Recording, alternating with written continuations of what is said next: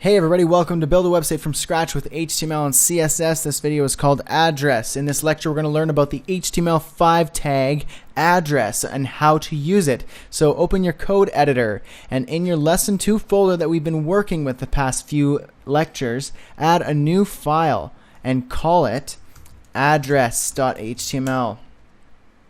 Open your address.html file in your code editor, and let's add our HTML structure. So that's the doc type HTML, and the basic page structure. That I just used the Coda 2 shortcut. I just type basic page and hit tab, and it spits out all the basic structure for the HTML, so I don't have to write it by hand every single time. You can copy and paste this in a new file so that you can start that file without having to do it from scratch every single time. But if you want to write this out by hand just to commit it to memory and practice, that's totally cool as well. So we're going to work with this, and we're going to add a title and say addresses.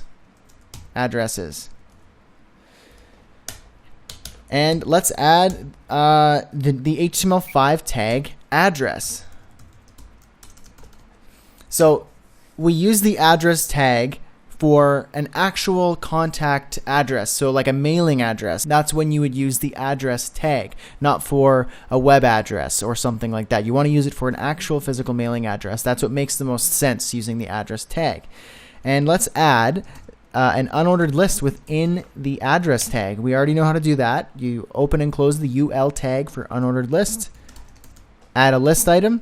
I'm going to copy and paste this a couple times just because it's easier to do that than typing it every single time.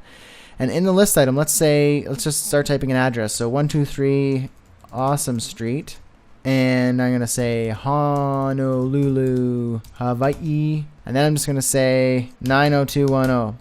So I know this is a totally fictional address, but it's just for fun. So save that, open it in your browser, and check it out, address.html. So here is 123 Awesome Street in Honolulu, Hawaii, 90210. So that's how you use the address tag.